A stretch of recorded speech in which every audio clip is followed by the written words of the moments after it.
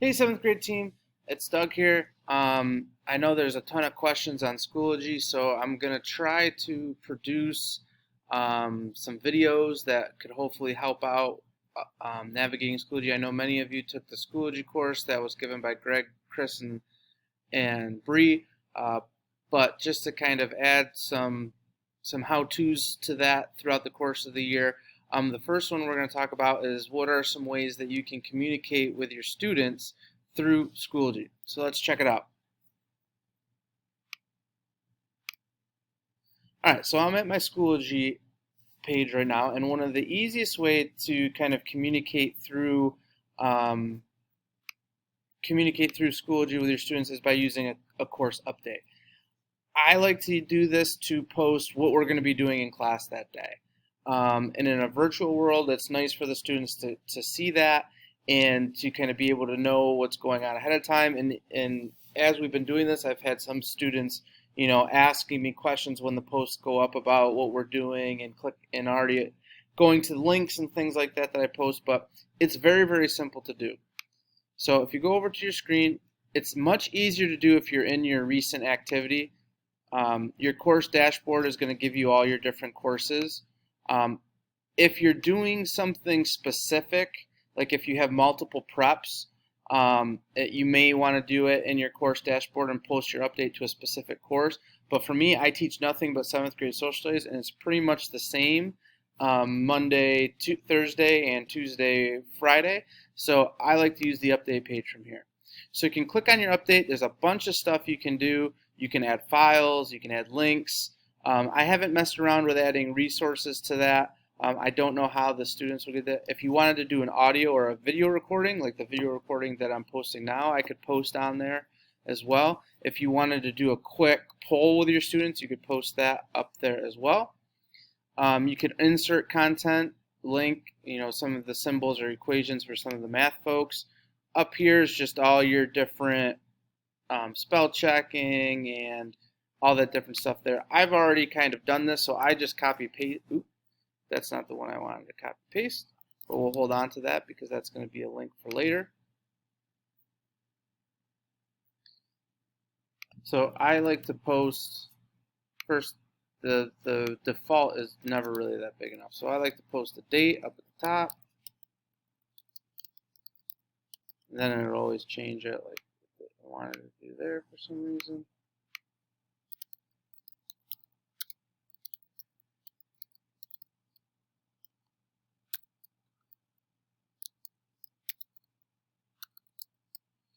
We always warm up with a Quizlet.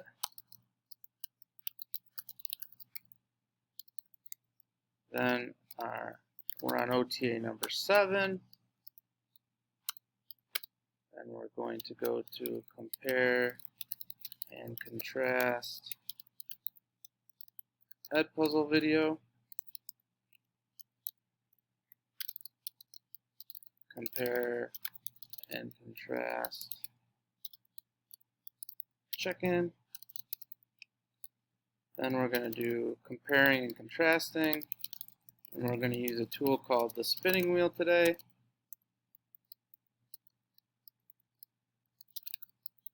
And then we always have our checkout at the end. And you would make this your own, however you utilize Schoology. This is just how I do it. That doesn't mean it's the right way to do it.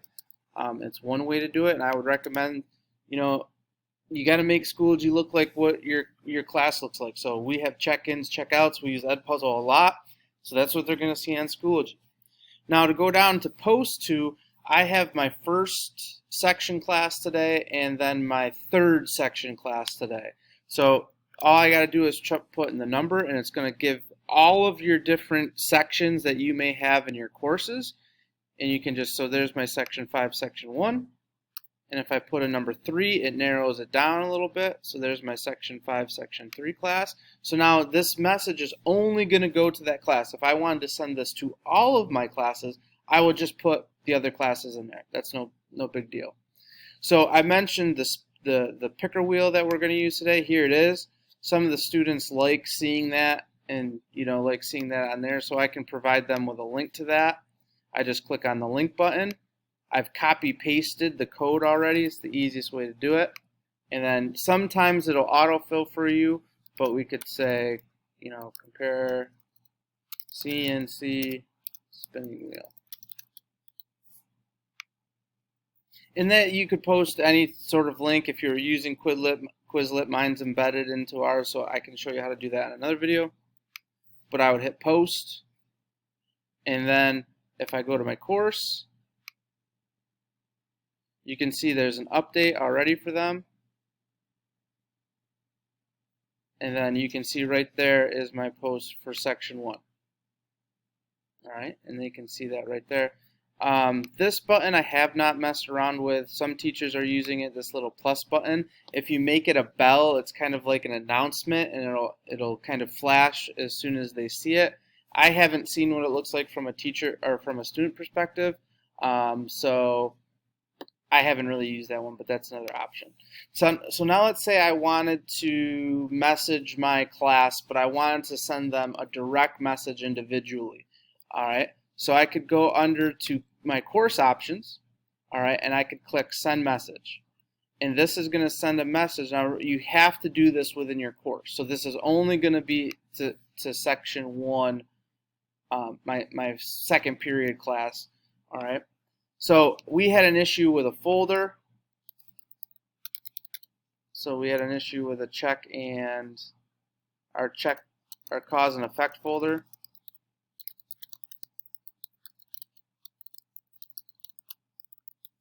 So I can say, hey, fixed issue with CE folder. Please check to make sure your work is completed. That's true.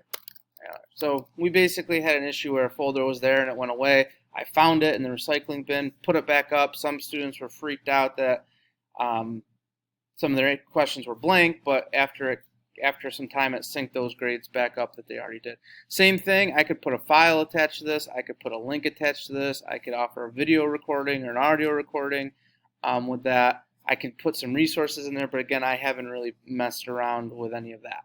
So I would hit send, and that's going to go to all of my students in that class period. So if the third way is a direct message right to your students. And I'll kind of show where that message, you'll be able to see that that message got to your students as well. Just to do that, you click on the envelope up at the top. All right, and you can see right there is the message. Let me get my video screen out of the way. Right there is my message from what I sent to the other students. And you can see it went to just that section. All right, you can see some messages I've been able to send to students. So you just click on new message.